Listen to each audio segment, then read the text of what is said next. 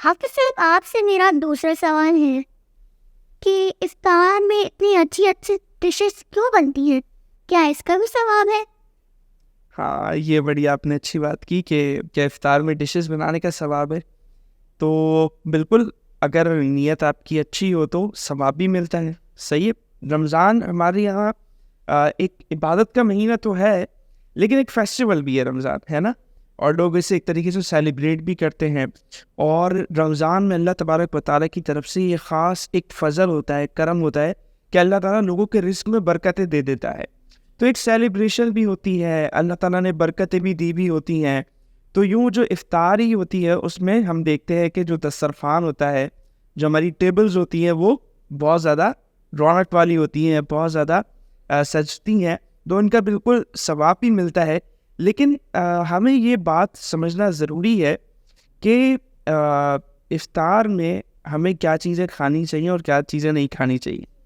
کیونکہ رمضان میں بیسکلی ہمارے پاس ایک موقع ہوتا ہے کہ ہم اپنے آپ کو کنٹرول کر سکیں. جیسے میں نے ابھی آپ کو بتایا کہ روزے میں ہم کیا کرتے ہیں، کنٹرول کرنا سیکھتے ہیں. تو افطار کی ٹائم پہ رمضان میں ہمارے پاس ایک موقع آتا ہے کہ ہم کیا کریں، اپنے کھانے پینے پہ بھی کچھ کنٹرول کریں. پورا دن کنٹرول کیا ہوتا ہے، لیکن افطار میں وہ سب کیا ہو جاتا ہے، برابر ہو جاتا ہے نا. پورا دن کا جو کنٹرول ہوتا ہے افطار میں سارا اس پہ ہم پانی پھیر دیتے ہیں. تو بالکل افطاری کرنی چاہیے، اور جو چیزیں آپ کو دل چاہے کہ آپ کھائیں وہ کھانی بھی چاہیے.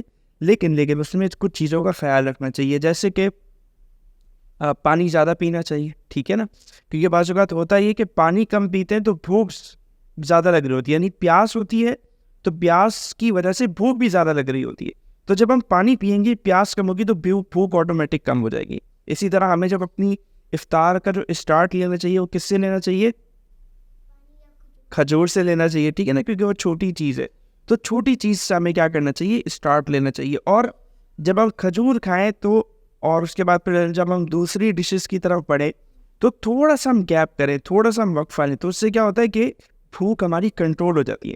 جب ہم کھاتے رہتے ہیں نا تو پتہ نہیں چلتا، لیکن جب ہم تھوڑا سا وقفہ لیں گے تو ہماری بھوک کیا ہو جائے گی، اس سے کنٹرول ہو جائیں گی. پھر فروٹ زیادہ ہم یوز کریں، ٹھیک ہے نا.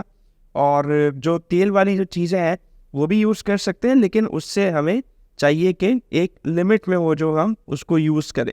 تو رمضان موقع ہوتا ہے کہ ہم اپنا ڈائٹ پلان بنا لیں، اس سے کنٹرول کریں. لیکن جو ہے نا ہم اس میں ہی کیا کر لیتے ہیں، ساری چیزوں کا ہم کباڑہ کر لیتے ہیں، اتنا جو ہم کھاتے ہیں.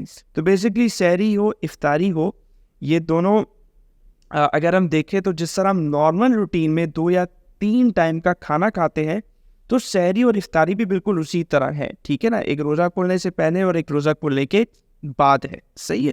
تو اس میں ہمیں کیا کرنا چاہیے کہ ہم کوشش یہ کریں کہ اس میں بھی ہم اپنا جو نارمل ہمارا جو طریقہ کار ہوتا ہے اس کے مطابق چلیں. اور بلکہ اگر تھوڑا کنٹرول کر سکتے ہیں تو اس میں بھی ہم کیا کریں، تھوڑا سا اس کو کنٹرول کریں، ٹھیک ہے. ماشاء اللہ، پھر جو لاتے ہیں ان کی ہاں بالکل ثواب ملتا ہے، کھانے والوں کو کھلانے والوں کو ثواب ملتا ہے، کھانے والوں کو بھی ثواب ملتا ہے نا. بھائی آپ افطار کر رہے ہیں، افطار کرنے کا بھی ثواب ہے، صرف روزہ رکھنے کا تھوڑی ثواب ہے. یعنی ایک اگر بندے نے روزہ رکھا ہے، پورے دن وہ بھوکا ہے، تو اس کو ثواب تو مل رہا ہے اس بھوکے رہنے کا. لیکن جب وہ کھا رہا ہے تو اس کو کھانے پہ بھی ثواب ملے، کیونکہ وہ اللہ کی مرضی سے کھا رہا ہے.